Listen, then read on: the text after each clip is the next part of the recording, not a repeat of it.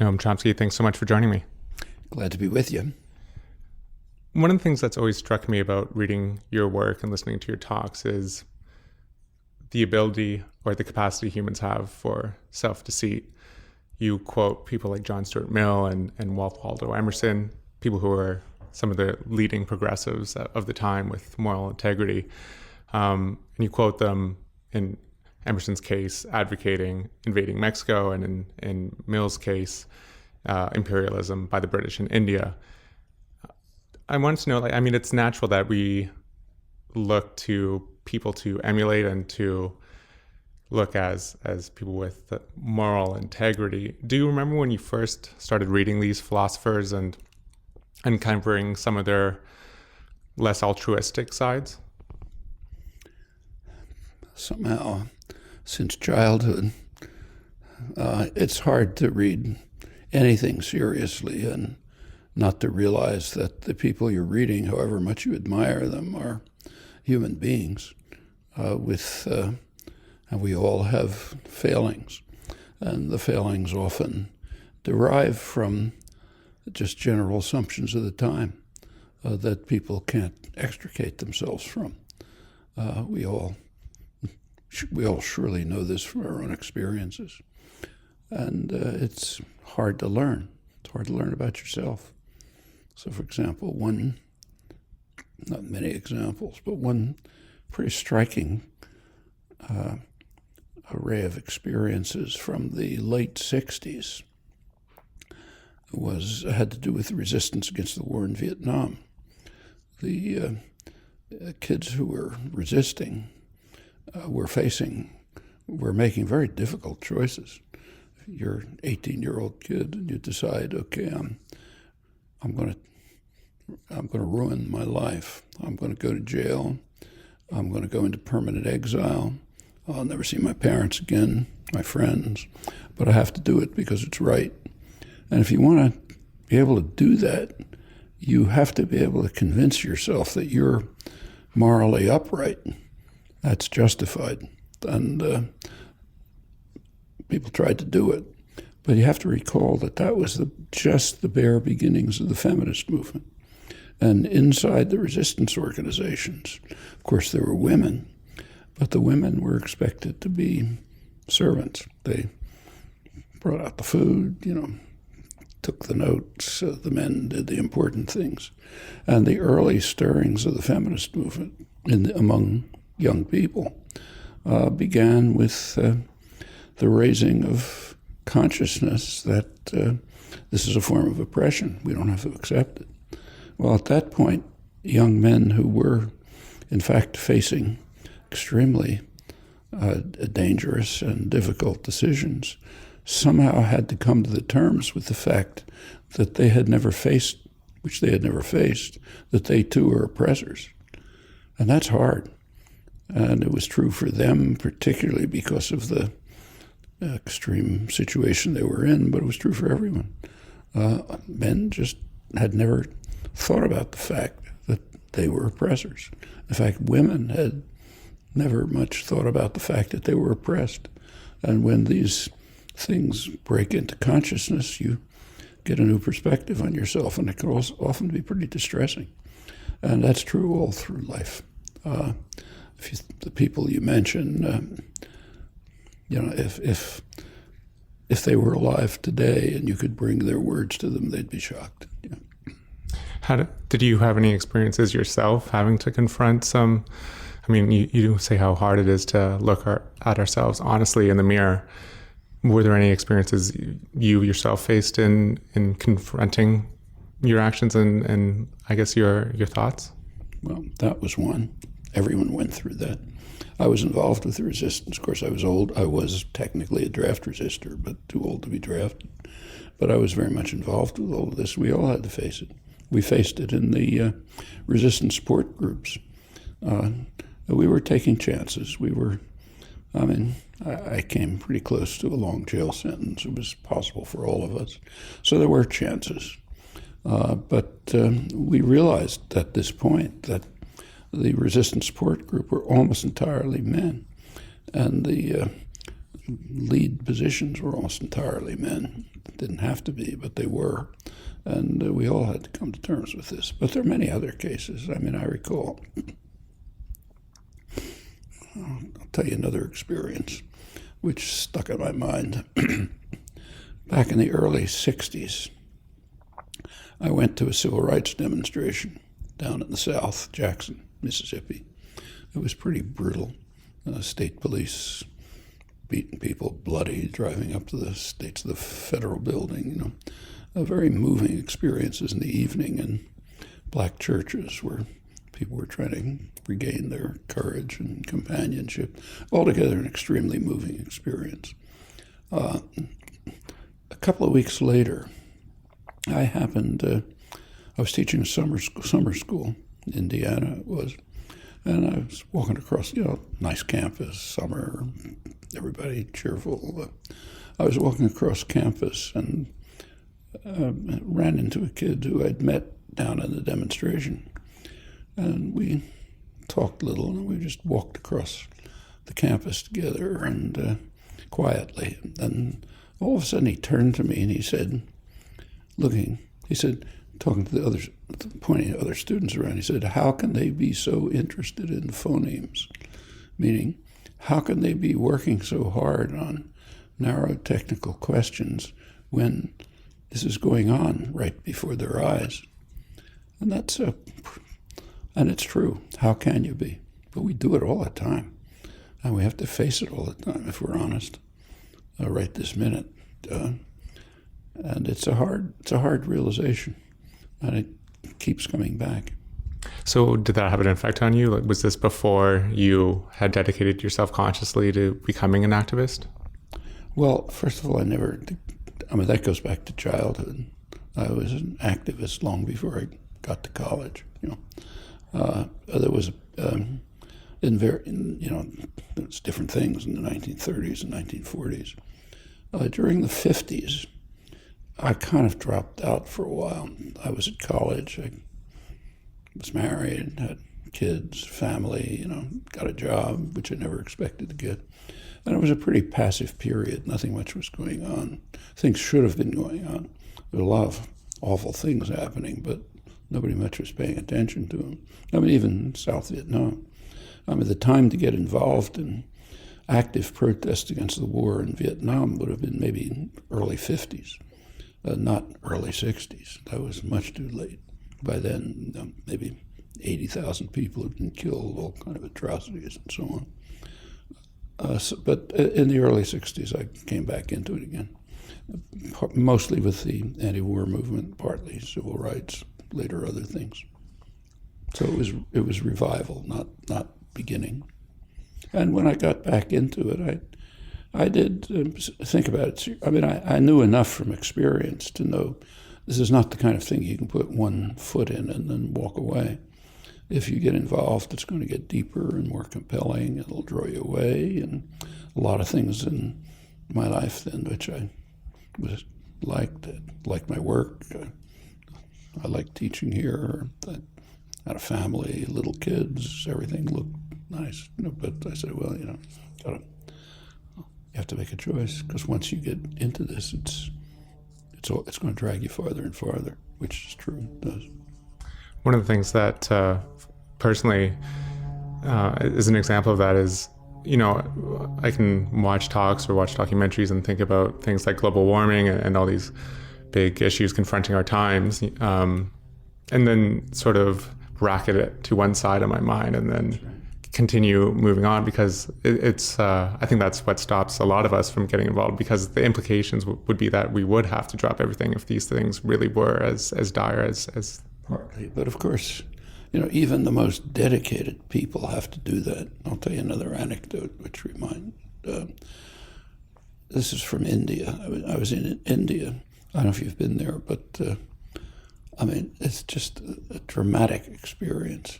There's a lot of wealth, a lot of vitality, a lot of excitement, and miserable poverty, which you just can't miss. It's all around you. One time, a couple of years ago, I happened to be there, and I was driving in New Delhi to a demonstration where I was going to give a talk, and Another person was in the car with me, a woman who was also going to give a talk there. She's a woman who had taught in the university. She had a university position, but she left in order to go live in a poor village in one of the poorest areas, Rajasthan, where she lived in a hut and what we would call indescribable conditions, working mainly on women's issues. And I think she'd been there about 17 years by then. So a really dedicated person, thrown her life into it. I noticed as we were driving through this, when you drive through a city, as soon as the car stops, there's a horde of miserable people who come asking for a rupee, a penny, showing a gypsy woman with a starving child, every horror you can think of. And she told me right away, don't give anyone anything, because once you do, you can't make any dent anyway, and once you do, it just you get them out. But as we drove, I noticed that she wasn't looking out the window. And I asked her, how do you live with all this? And she said, the only way you live is not looking. You can't look and survive. So you have to somehow wall yourself off just in order to keep going. And this is a person who had dedicated her life at a level that you almost never see. But she's right. We all have to do it. You can't survive otherwise. But it's easy the bracketing, so it's necessary in some sense, but it's very easy to overdo it. Like take global warming, which you mentioned. I mean, that's a really dire catastrophe. Canada right now is on the verge of destroying civilization. It's almost literally true. If Canada proceeds with tar sand development in Alberta, the effects could be really dire. If Obama approves the XL pipeline, which will then accelerate the tar sands development, and that continues, the effects on human life could be really severe. How much is being done about it? Well, you can tell me. And this is not small. It's not like stopping a war across the ocean is very important, but destroying human civilization is more important. And the choices are right before us. And you know very well how people are dealing with it, all of us. And for Canada, it's particularly important. One thing you point out is that after talks dealing with activists in developed nations like Canada and the US, you often get the question, well, what can I do? Whereas when you go to developing nations like Colombia, or you talk to the Kurds in Turkey, they don't ask you what to do, they tell you what they're doing. I just came back from Turkey, and it's the same thing. I happened to be there this time, partly for protests about repression of Kurds, but the main invitation was for a talk at a memorial for an assassinated journalist. Hrant Dink had been assassinated a couple of years ago, too, because he was exposing Armenian atrocities a century ago, which really broke with this. It was probably the government was behind his assassination. It's kind of obscure, but that's what it looks like. Anyway, it was a bad call because the assassination aroused enormous concern and involvement. And so, for example, at this memorial, there was also a huge demonstration of people going through Istanbul, big demonstration at the site of the assassination. People really engaged. There's been a lot of further exposure of what happened, efforts to try to overcome some of the rehabilitating, rebuilding destroyed churches and things. And I was talking mainly to activists, people who were there. Being an activist in Turkey is a lot harder than Canada or U.S. It's a pretty repressive state, and there's a lot of state violence. It has, for example, more journalists in jail than any other country in the world. It's the world champion, and it's increasing. But they're very They're very courageous. They're energetic. They want to talk to you about what they're doing and how you can help. That's normal. For us, it's easy. We're very privileged. There's some repression, but by comparative standards, we live in very free societies, and there isn't a lot that the government can do to you, especially people like us, who are part of the privileged sector. We go to college, that sort of thing. And there's just endless opportunities. I just mentioned one, tar sands, but can go on listing any number of others. Can you take me back to your own evolution when you were becoming more active and decided that you would have to jump in fully to activism and politics? I guess how conscious was the decision, and what stopped you from doing it earlier? Were you worried about being a rabble-rouser when you were a professor and giving up the comforts that came along with your life as a linguistics professor? I was very conscious. I thought about it seriously. I wasn't giving up my life. I continued to teach. I wasn't giving up my family. Spent time with the kids, but it's facing risks. And within about 7 or 8 years, I was actually facing a long jail sentence, which I didn't anticipate specifically, but for what? For organizing resistance, which was technically illegal. I can't say it was repression. Was this the not paying taxes? Not paying taxes, I started earlier, in the year around 1965, I guess. And that could have led, and sometimes does lead to, a government reaction. Most of the time, they just take the money, basically. But the support for draft resistance was more serious. That meant openly defying laws regarded as crucial. And I wasn't by any means the only one to do it, but I was, remember, I don't know if you recall the Spock trial. No. Well, one of the big trials was I was an unindicted co-conspirator and was named as the person who would be indicted in the next trial. Mostly the trials were kind of a joke. They didn't know what they were doing. But it was serious enough so that we had 3 kids by then. My wife went back to school after about a 16-year gap because we figured she'd probably have to take care of the kids. And but it's not like facing repression in a country like Turkey. We shouldn't exaggerate. It's like you go to jail, you're not going to be tortured, for example. And at first, the early stages, there was really not much to do. Support for the war was just overwhelming. The first talks I gave were literally in people's living rooms or in a church with 4 people or something. In fact, the first efforts to have demonstrations, public demonstrations here in Boston, which is a pretty liberal city, were just smashed by counter-demonstrators. There was a place in Boston for demonstrations, the Boston Common, traditional place for public speaking. It was kind of like Hyde Park in London, that sort of thing. And our first public demonstration there we planned for, actually it was October 65. It's about 4 years after the war started. South Vietnam was already half destroyed.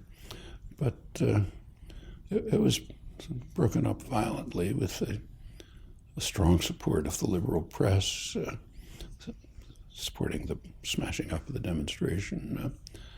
A couple of years later, and it continued like that, but a couple of years later, it developed into a mass movement. By late 67, 68, it was a substantial popular movement. What was the reaction of your fellow colleagues at MIT and professors? You're right that there isn't many risks that go along with becoming involved with politics and activism here in America and Canada, but it seems that, as you point out, the higher, more prestige and more recognition you've gotten from the system, because you have something to lose and just a sense of respect from your colleagues, it seems almost harder to give that up. There was plenty of support. Not, small minority of the faculty were also seriously involved.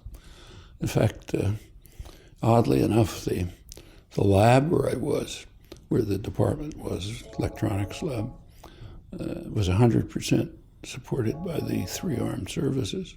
That was the main academic centers of anti-war resistance. Practically the whole faculty was either involved or sympathetic. Student body too, and others around the college. So it wasn't, not everyone participated directly, but there was a fair amount of sympathy. A lot of antagonism, but okay, live with that. So you didn't suddenly lose respect of your colleagues or anything like that? Many, yeah. Many because they just don't see why you're wasting time like this. It's different in different countries. I remember kind of one country that's kind of interesting is Japan. I've gone there fairly regularly since the early 60s. And there there was an activist, fairly militant group, but it just wasn't the kind of thing to do, like at the universities. You didn't do things like that. I remember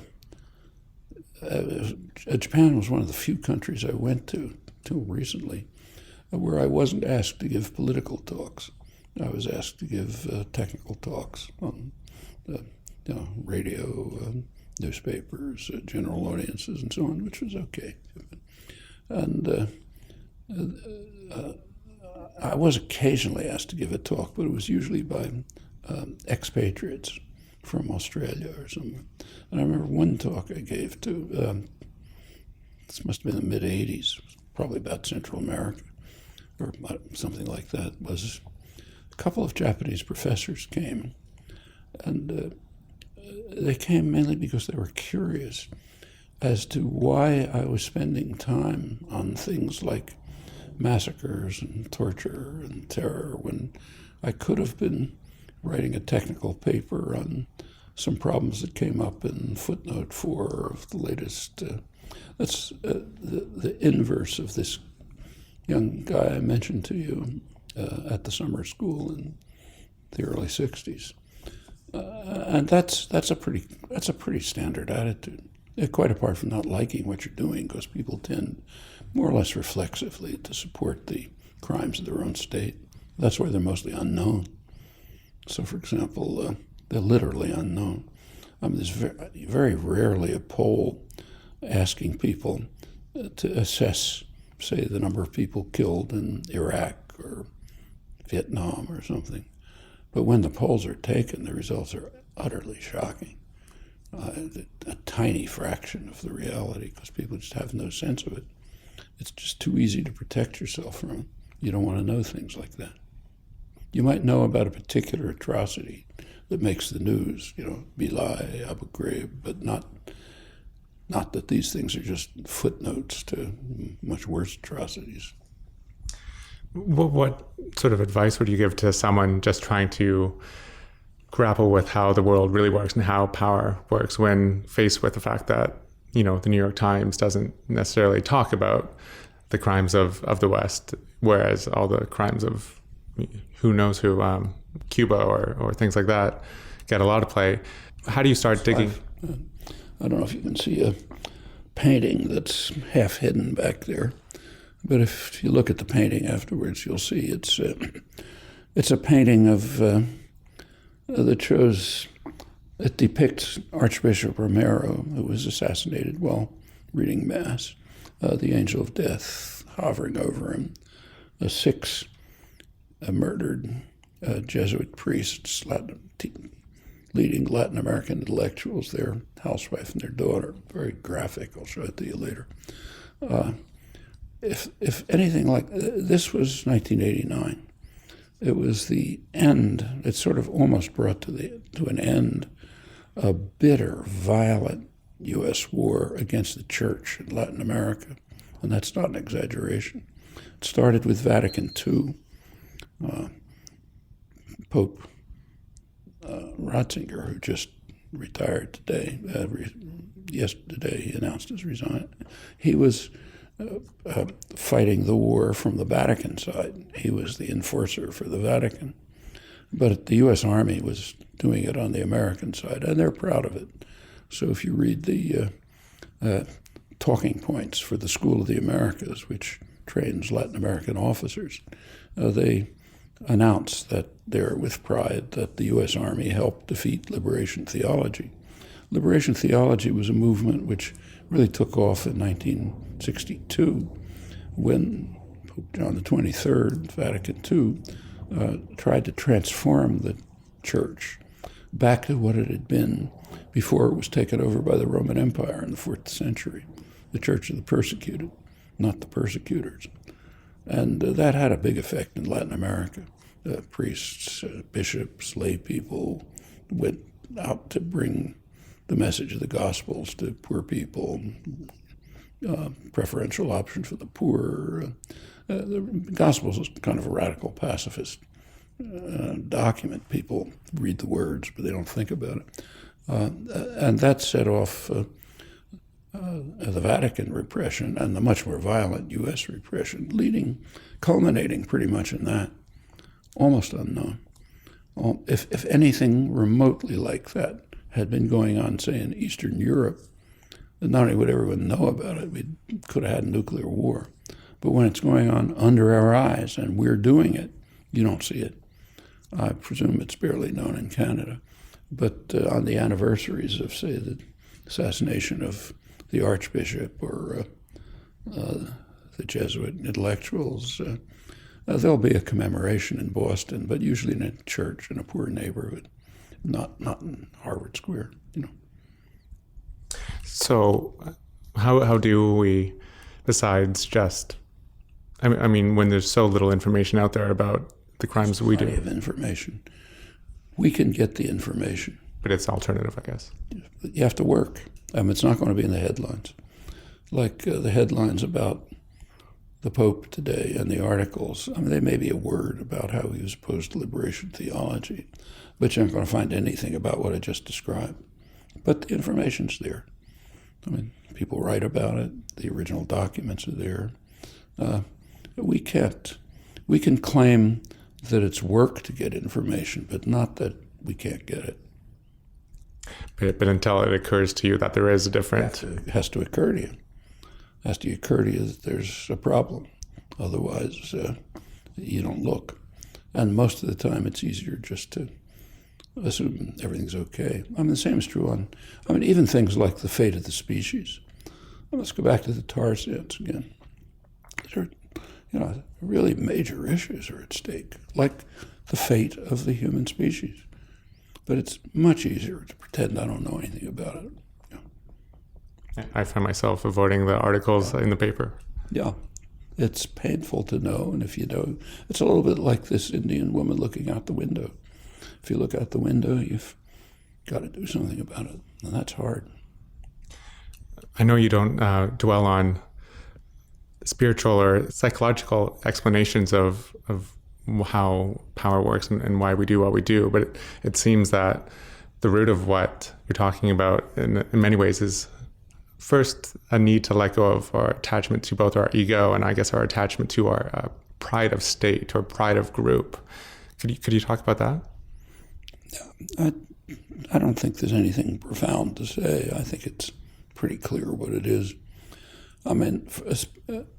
We all have, some of us really suffer, but not you and me and the people we know. We have fairly decent lives. We do a lot of things we like to do, and a lot of rewards in it, and so on. Work we like, people we like, and so on. And it's just easier not to face the kinds of realities which would lead us to giving it up, even in part. So you close the window. We do it all the time. And as I say, at some level, you couldn't survive if you didn't do it. Like the woman in the car in New Delhi. She does it. I respect that. She has to. Otherwise, there'd be no way for her to survive. But for most of us, we close the window much too early. And we're like these people that young man in Indiana was referring to, rather work on a technical problem.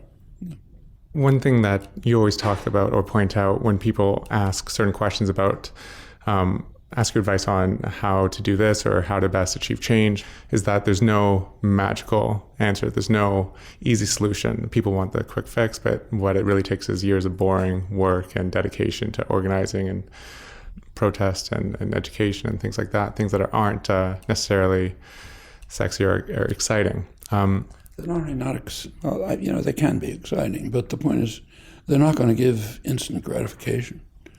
You can make efforts. Sometimes they'll succeed partially. There'll be a reaction. You'll lose, and you go on. I mean, take what's happening right now in, Egypt and Tunisia. Those two uprisings were extremely important historical events. I mean, there have been major achievements. On the other hand, there have been huge failures, and they're now at a stage where it might all collapse. The chaos in the streets in both Cairo and Tunis. Nobody knows where it's going. Nobody can even think of a simple solution. It seems essential that we deal with sort of the uncertainty that we don't know if our efforts are going to be successful or not, and we don't know what's going to actually work. The only thing we know with a lot of confidence is if we don't do anything, things will get worse. And is that what keeps you going, I guess, just knowing that things can change, but you don't know when or how? Yeah, you never know when or how. I mean, take, say, the Occupy movement. I mean, if I'd been asked 1 week a day before the Zuccotti Park encampment, I'd have said it's a waste of time because it couldn't possibly work. I was totally wrong. It sparked a mass popular movement. You could say the same about Tahrir Square. You go back to 1960. A couple of kids and students, black students in Greensboro, North Carolina, decided to sit in a lunch counter. Well, of course, they were arrested, brutalized, sent off. Could have been the end of it. But it turned out others came. And pretty soon you had people riding freedom buses. Pretty soon you had mass marches. You had demonstrations. Ultimately, there were achievements. Achievements are limited. So there were achievements. I mean, it was undoubtedly the civil rights struggle had major lasting achievements. On the other hand, if you take a look at the African American population in the United States, they're about as bad off as they were then. And then to just end off, I mean, you're in your 80s and you maintain a schedule that would tire most 30-year-olds. You're constantly answering emails, you're flying across the world, you're giving interviews. So what personally keeps you going, just in the face of having to deal with and talk about things like the essential end of the species? Because the alternative is totally unacceptable. So do what you can do. And you avoid going into cynicism just by the cases where things have changed? Pardon? And you avoid cynicism by just seeing how things have, in fact, changed over the years? I don't know. Cynicism is a kind of an evasion. We should face the world realistically. There's a lot of unpleasant things. What? It's not a basis for cynicism. It's a basis for doing more. Professor Chomsky, thanks so much. Yeah.